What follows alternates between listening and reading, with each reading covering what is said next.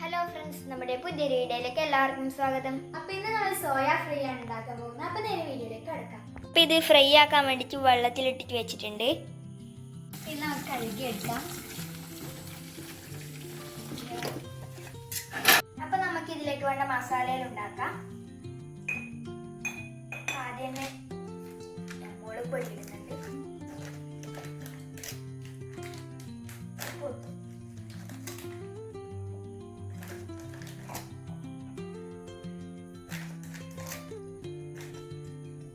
കുറച്ച് ഉപ്പിട്ട് കൊടുക്കാം.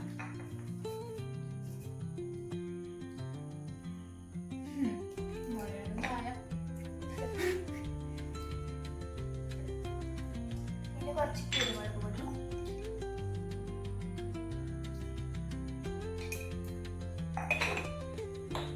മഞ്ഞൾപ്പൊടി,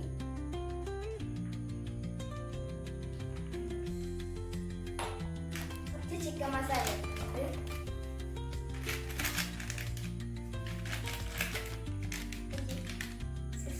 kebab masala.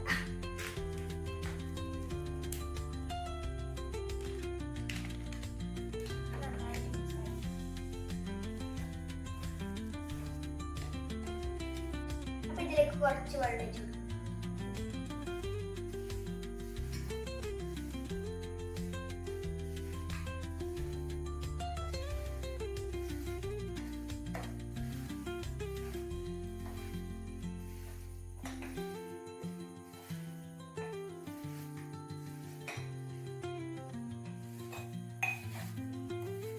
ഇതുവരെ നന്നായിട്ട് മസാല പിടിക്കണം.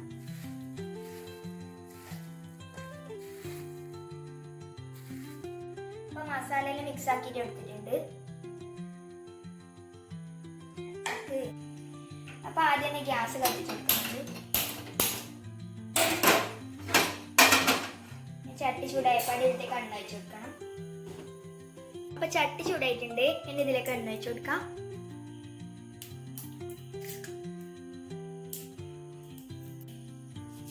ഇനി ഇതിലേക്ക് കരിയാൻ വിട്ട് കൊടുക്കാം. അപ്പൊ ഇനി ഇതിലേക്ക് സോയാബീൻ ഇട്ട് കൊടുക്കാം.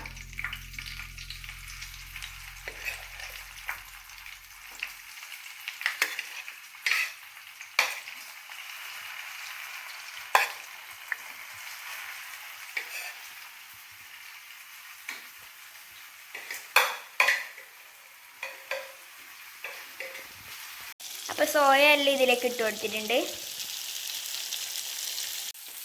അപ്പോൾ ഇതൊന്ന് മറിച്ചിട്ട് കൊടുക്കാം. മറിച്ചിടാനാ വല്ലാപ്പടെ കഴിയില്ലല്ലേ രണ്ട് പണി.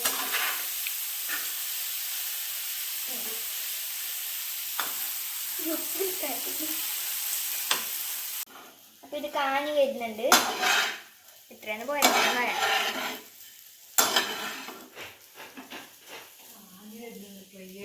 അതാ അപ്പൊ സോയ ഫ്രൈ അവസാന ഘട്ടത്തിലേക്ക് കടന്നിരിക്കുകയാണ്. എന്തെന്ന് തെയ്യം കെട്ടിന് അവസാന ഘട്ടമല്ലുണ്ടോ? മൈക്കിലെ പറയുന്നില്ലേ, ഇതാ നമ്മൾ കാത്തിരുന്ന അവസാന ഘട്ടത്തിലേക്ക് തെയ്യം വരുന്നു. ആ നിമിഷത്തിലേക്ക് എന്തെന്ന് ഘട്ടമല്ല, ആ സുരഭില നിമിഷത്തിലേക്ക് എന്നാണ് പറയല്. എല്ലാരും ഒരുപോലെ പറയണമെന്നില്ല, അങ്ങനെ പറയും. എന്താ നീ നീ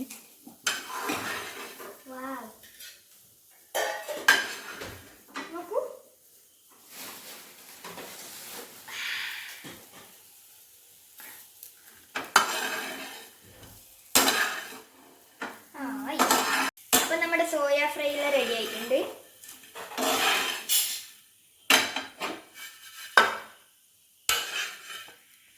അപ്പൊ നമ്മ ചോറ് വയ്ക്കലായി.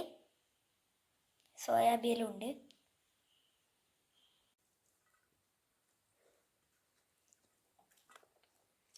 സോയാബീൻ എടുത്തു നോക്കാം. നല്ല വേണ്ട.